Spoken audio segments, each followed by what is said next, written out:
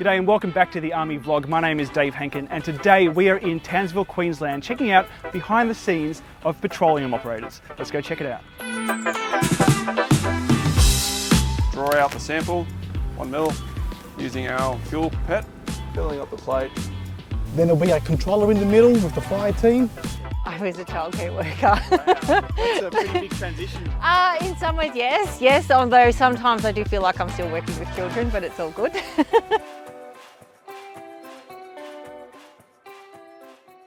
Hey, yeah, so I'm Captain Connor Matheson. I'm the platoon commander for the 9th Petroleum Platoon of 10 FSB. So here behind me I've got 2 BFIs, which are bulk fuel installations. They're capable of holding 408,000 litres each. So here we're holding diesel and JP8, which is an aviation fuel.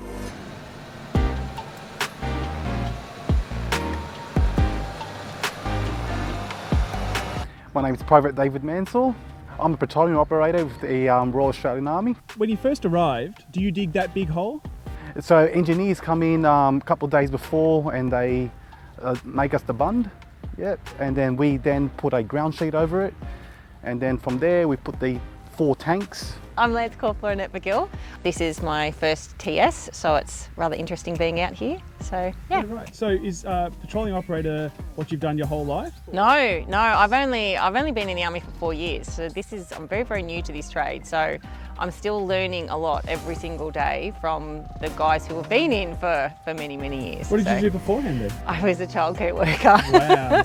So I'd like to invite you guys to come on in, have a look around my BFI, and I'll get my team to show you specifics of it all.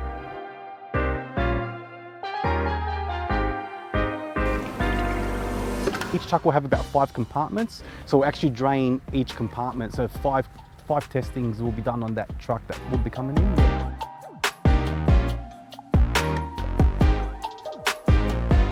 So we're essentially like a service station out in the bush. So big tankers come in, we receive the fuel from them and we hold it and then we issue it to a variety of different vehicles based on their need. Once that 15 minutes has passed, we have to do our FQCs, which is fuel quality control. We drain each compartment until we get a clear and bright, which is basically you hold the jar up, you create a vortex and you watch. And if there's any particulate, if there's any dirt, if there's any water, you need to keep draining that compartment until you can get a clear and bright sample.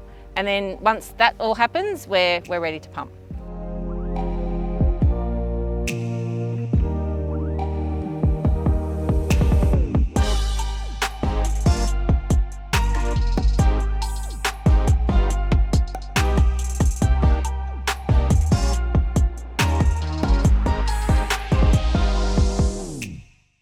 So start pump is just a nice big circle, good flow, that's bad flow, increase your revs, decrease your revs, and if there's a fire, we yell at fire, fire, fire with the lazy figure 8, and the spill, spill, spill, be spill, spill, spill, pointing at the spill.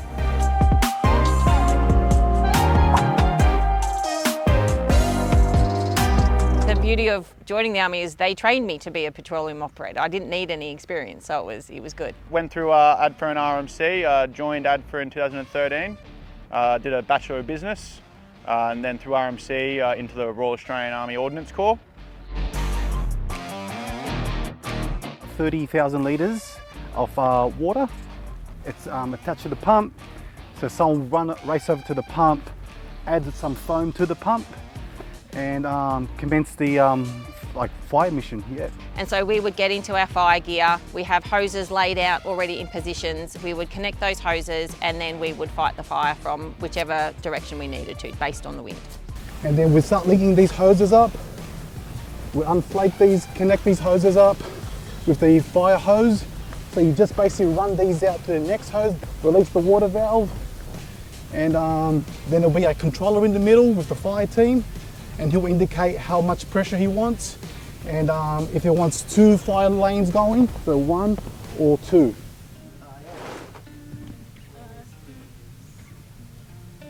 Oh hey, I'm Theo, I'm a petroleum operator and I'm gonna show you what we do. So I've been doing this job for 6.5 years, going to my 7th year. Did you come straight from school to do this? Before I joined, I was working as a postie, so I joined up I think I was in my 20s, not straight after school, so yeah. So we'll rinse the jar just to make sure it's clean before we take the sample. Once we have a clean sample, and with that water, of course, we'll take it to our lab for further testing. Check the, see if there is any water. So we generally use the syringe, which is just 5 mils that we need to go through this little disc, which is show water. So if it's got water in it, it will turn blue, and if it doesn't, it will just stay as clear.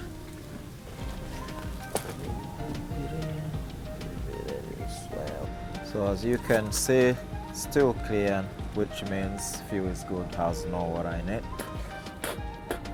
So as you can see, it turns blue with water, which means if you had water, it would have become this blue.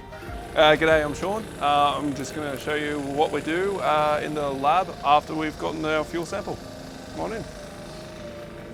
We have a multitude of bench tests we've got to do in order to be able to effectively send out the fuel to wherever it needs to go.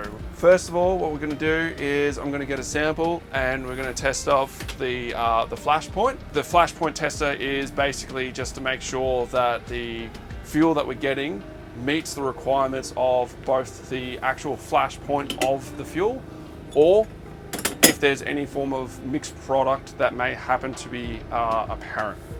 Draw out the sample, 1 mil, using our fuel pipette, filling up the plate. So what's happening in here is that the sample gets lifted up on an elevator, you could say, goes up to a nice little heating probe, and the oven itself actually goes through the temperature and it steadily increases the temperature until the fuel sample hits the requirement for the flash point to occur. So this guy here is the digital density meter.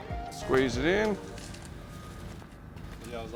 and then we release it, 0.7932. And that is an acceptable level both in use and in receipt.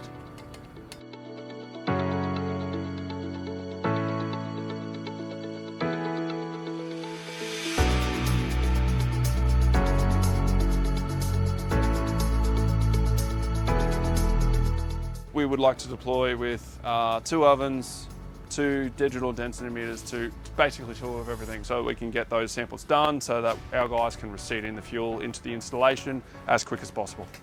Make sure we're all good to go. We'll go nice and slow as we start to commission our filter, and we'll check for the manifolds and anything so we don't get any leaks or drips through them. So what we'll do now, we'll walk our lines, open up all the valves to make sure we got the fuel flowing in the right direction. So it's going to go in through our pump, our filter, and then direct itself to the correct tank.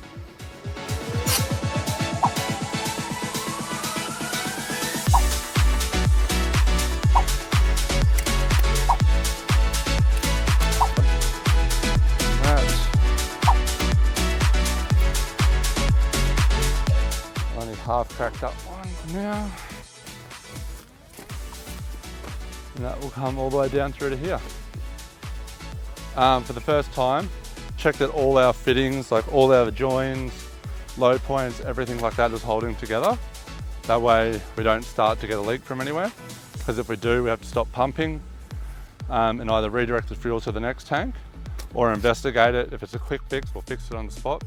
If not, we'll have to suck fuel back and we'll start going to another tank.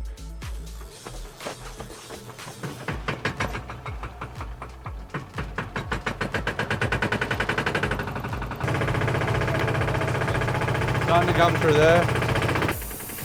Stop! Stop, stop, stop! So the amount of pressure coming through the pump, one of the O-rings wasn't 100% tight, so it found the easiest way out. So the fuel started coming out there, we just had to tighten it back up. Easy fix. Stop down, tighten it back up, keep going.